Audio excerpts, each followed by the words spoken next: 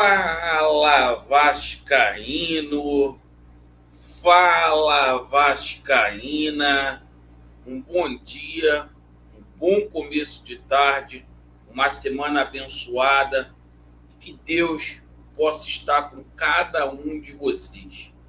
Neste vídeo, a gente vai falar muito aqui sobre o jogo de ontem, envolvendo o Vasco da Gama e Fluminense. A gente separou aqui alguns aspectos, os quais a gente deve abordar, e a gente vai falar aqui sobre a situação do mercado da bola.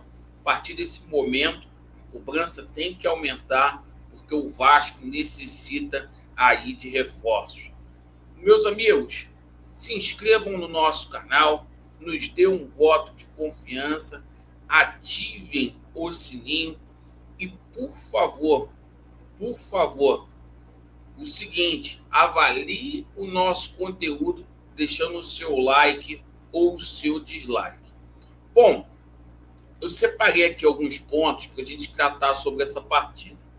Esses 3 pontos que o Vasco perdeu ontem, coloca aí na conta da atual administração que jogou o Germancano fora, que cedeu o Germancano ao Fluminense.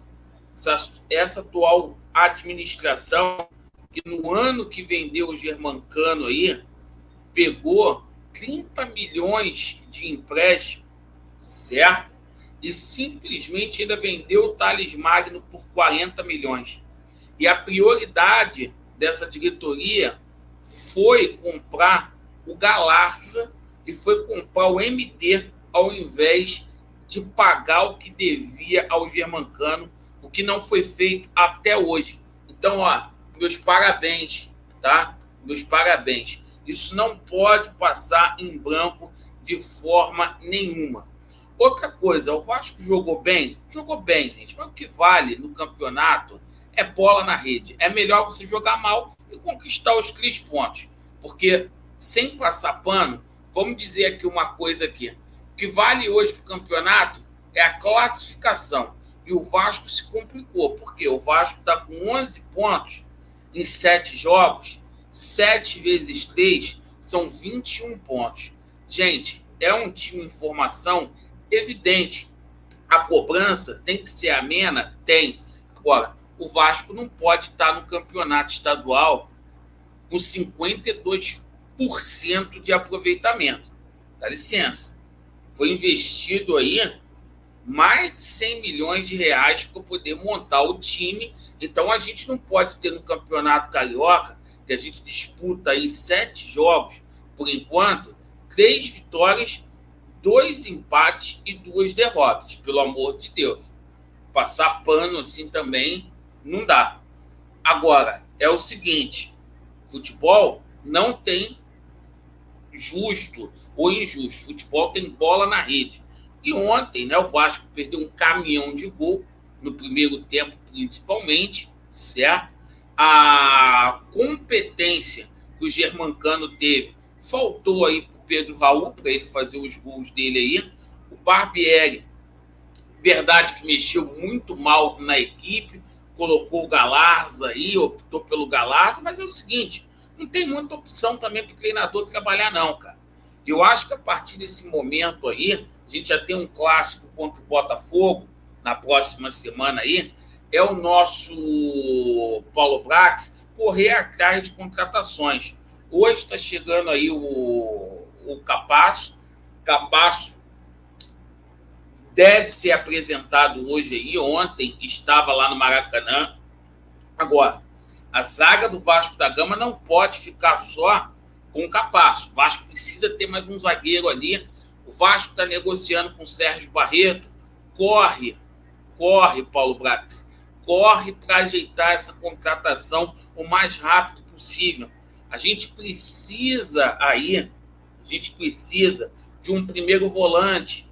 A gente já tem falado isso aqui há dias, há meses, né? Durante a Copa do Mundo, estava se pedindo calma. O Vasco ficou assim, mamando o dedo, não fez uma contratação. Então é o seguinte, galera, a A gente está no limite aí. O Vasco ele precisa contratar um volante. O Vasco já perdeu o Aranguiz aí para o Internacional. Havia uma expectativa muito grande para a contratação aí do Santiago Reis, o que não deverá acontecer. O Vasco, né, negocia aí com o Bruno Henrique, belo jogador, mas já tem a concorrência aí do Santos. E é o seguinte, o Vasco ia aguardar o meio do ano para trazer o Souza, igual muitas pessoas têm dito por aí. A gente chegar no dia 13 de fevereiro, gente, dia 13 de fevereiro, e o nosso camisa 10, né? A gente não tem um camisa 10 de impacto. Vai chegar a tal da cereja? Vai chegar. Mas o torcedor do Vasco tem pressa.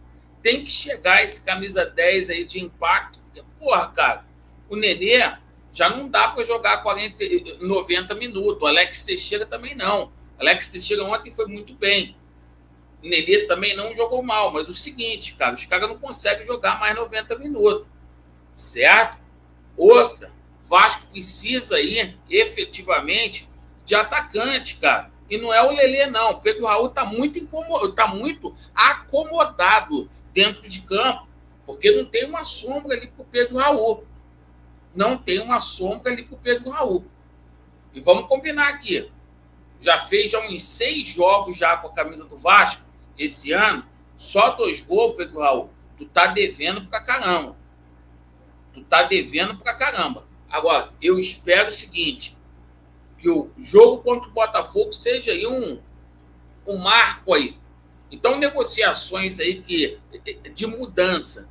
Eu espero aí que as negociações que estão em curso, igual com o Diego Valois, o Riteg aí, que diga-se de passagem, se esse atacante do Tigres viesse para o Vasco, martelo batido aqui, o Pedro Raul ia pegar um banquinho, certo? Então, a gente tem que, efetivamente, tô reclamando aqui porque chegou a hora de reclamar. Entendeu? Faltam 10 dias para o estreia do Vasco da Gama na Copa do Brasil. Certo? Ah, Laureana, é um time de informação. Peraí, a gente já está fazendo vista grossa aqui, porque foi prometido para o torcedor do Vasco um time igual ao do Flamengo. Foi prometido um time igual ao do Flamengo.